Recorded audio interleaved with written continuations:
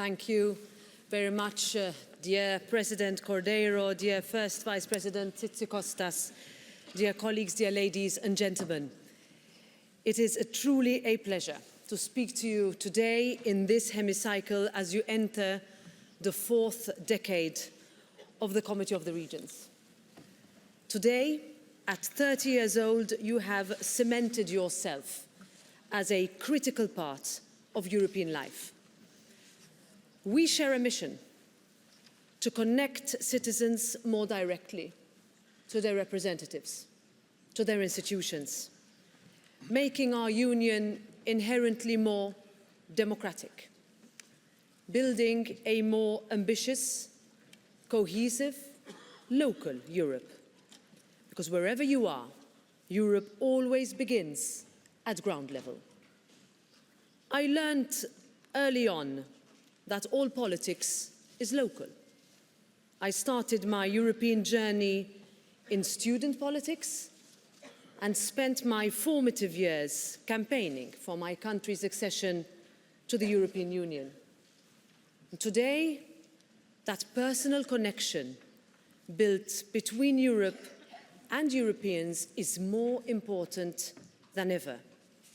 Looking around the world, we are increasingly seeing a disconnection between people and their politicians. And when people feel that their voices aren't heard, they inevitably turn to extremism and populism for other answers. Stronger regional representation must be part of our collective answer. And that is why this committee is so important.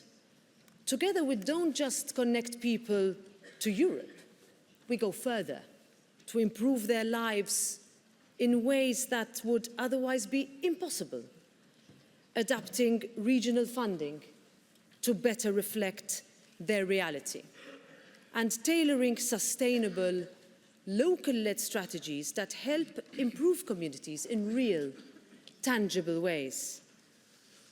No one knows all this better than you.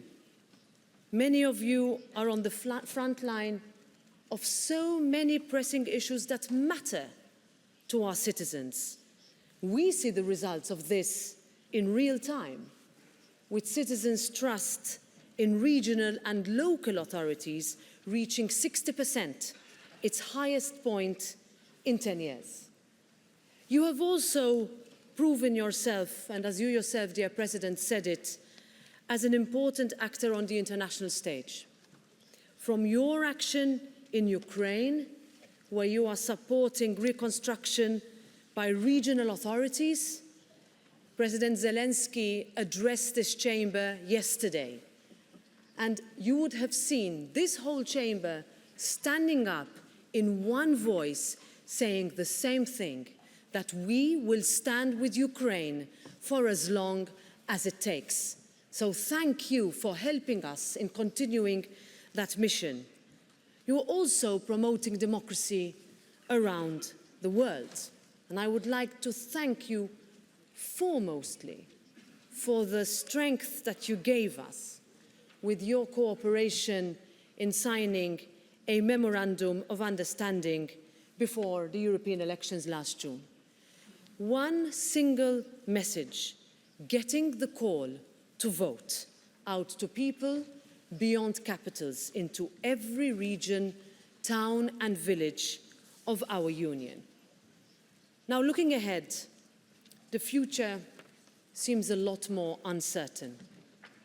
People are looking for solutions to the real daily challenges ahead, and we must rise to that challenge together, offering a vision of a better Europe, of one that is closer to its citizens, that has a stronger social fabric, that brings solutions from the ground up, not just from the top down. We laid out this roadmap during the Week for Regions and Cities with the committee's annual priorities. Now it's time to put that ambition into action. In the words of the winner of the Mayor Pavel Adamovic's award, Local Democracy Agency Zawidowici. Change is the result of a constant, long-term commitment.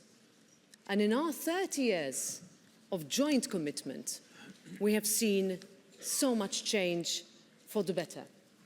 So I very much look forward to the next 3 decades of cooperation and success. Thank you.